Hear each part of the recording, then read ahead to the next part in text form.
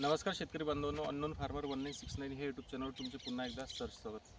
मित्रांनो, आता आपण तुरीची ही तिसरी शेंडे खुडणी करत आहोत. वास्तविक तुरीच्या दोनच शेंडे खुडण्या होतात, परंतु आपण वेळ भेटल्यामुळे किंवा कुठं पाहिजे एवढी वाढ नसल्यामुळे आपण तिसरी शेंडे खुडणी याच्यामध्ये घेत आहोत. आता पहिली शेंडे खुडणी आपण 22व्या ते 25व्या दिवशी घेतली होती. दुसरी शेंडे खुडणी आपण 45 ते 50व्या दिवशी घेतली होती आणि तिसरी शेंडे खुडणी आपली 75+ दिवस झाल्यानंतर आपण घेत आहोत. तसं याच्यामध्ये दोन टाईप आहेत, म्हणजे एका याच्यामध्ये 30 दिवस, 45 दिवस, 60 दिवस आणि एका याच्यामध्ये 30 दिवस, 60 दिवस आणि 90 दिवस असे 3 शेंडे खुडणे केल्या जातात. परंतु ग्रोथ जास्त झाल्यामुळे शक्यतोवर शेतकऱ्यांच्या दोनच शेंडे खुडण्या होतात. आता हे तूर पीक आपण 22 मेला लागवड केली होती. त्यानंतर याच्यामध्ये आपण 22व्या दिवशी शेंडे खुडणी घेतली होती. आता कारण काय, उन्हाळ्यामध्ये हे तूर पीक चांगल्या पद्धतीने वाढ घेत होतं, ग्रोथ करत होतं. तर 22व्या दिवशीच 30 दिवस जसं पावसाळ्यामध्ये ग्रोथ होते तसंच आपण त्याची ग्रोथ बघत होतो. मग आपण 22व्या दिवशी शेंडे खुडणी केली, त्यानंतर त्याला प्रचंड फुटले. आता इथं बघू शकता, तुम्हाला दाखवतो. इथं आता हे 4 बी इथं आपल्याला दिसतात, कारण हे बाजूचं रोप आहे. परंतु इथं जर बघितलं त्याच्या शेजारचं तर याला 2च आहे. इथं बघू शकता खाली तर याला 2च बियाचं लागवड आहे. आणि पहिली शेंडे खुडणी इथं तुम्ही बघू शकता की इथं आपली केलेली आहे. दुसरी शेंडे खुडणी त्यानंतर आपण तुम्हाला दिसलं तर इथं केलेली आहे. इथं तुम्ही बघू शकता. आणि त्यानंतर आता ही तिसरी शेंडे खुडणी आपली इथं होत आहे. आता तिसऱ्या शेंडे खुडणीचं तुम्ही बघू शकता की काही गरज नाही असं वाटते. परंतु जर इथले 2 शेंडे आपण कट केलं तर काय होईल की हे पूर्ण असं ब्रांचिंग होईल. तिसरी शेंडे खुडणी महत्त्वाची नसते, इसेन्शियल आहे. तुम्ही करा किंवा ना करा, जर केली तर तुम्हाला जसं पीक पाहिजे, जसं त्याची एकंदरीत ग्रोथ पाहिजे आणि ज्या पद्धतीने त्याला फुटवे पाहिजेत तसे सगळे फुटवे त्याच्यामध्ये येतील. आता मशीनच्या माध्यमातून तिसरी शेंडे खुडणी आपण घेत आहोत. पहिले 2 जे शेंडे खुडणी घेतले ते आपण हाताच्या माध्यमातून इकडे दाखवचे शेंडे कट केले. तर तेव्हा आपल्याला पहिल्या शेंडे खुडणीला 2-3च शेंडे होते. दुसऱ्या शेंडे खुडणीला आपल्याला साधारणतः 7 ते 8 होते. परंतु तिसऱ्या शेंडे खुडणीला आपल्याला इथं भरपूर शेंडे पाहायला मिळतात.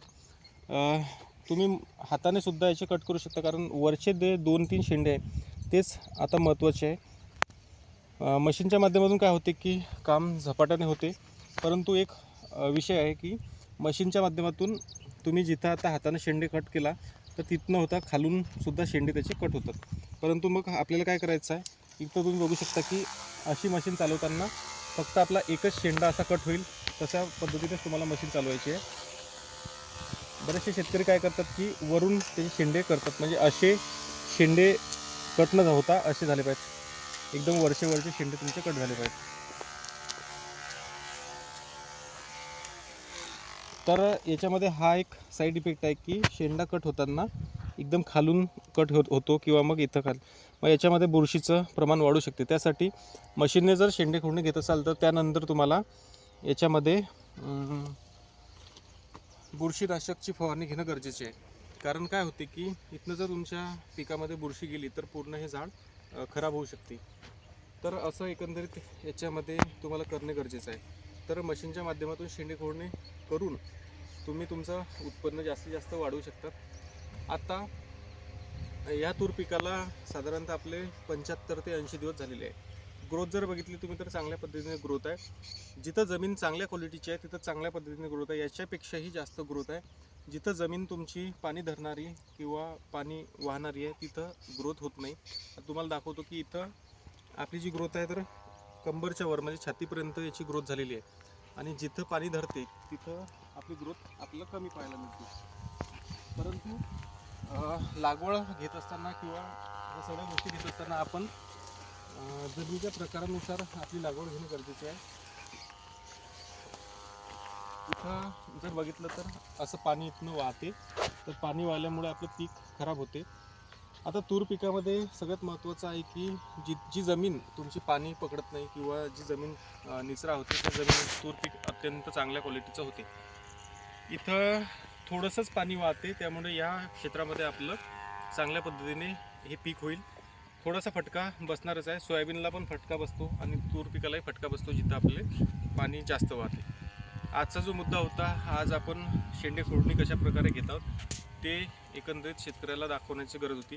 कारण कित्येक शेतकरी शेंडे खुर्णी घेतात तर पूर्ण याचे हे इथपासून शेंडे त्यांचे कट होतात, मग त्याचा साईड इफेक्ट ह्या तूर पिकामध्ये होत असतो. तर अशाच पद्धतीने बारीक बारीक शेंडा तुमचा कट झाला पाहिजे, हे यामध्ये महत्त्वाचं आहे.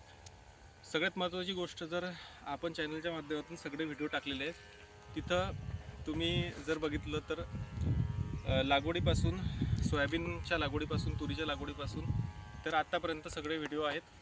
कशा पद्धतीने आपण लागवड केलेली आहे, काय एकंदरीत त्याच्यामध्ये केलेलं आहे, त्या सगळ्या गोष्टी तिथं टाकलेल्या आहेत. तर लागवड 21 मेची 22 मेची लागवड आहे.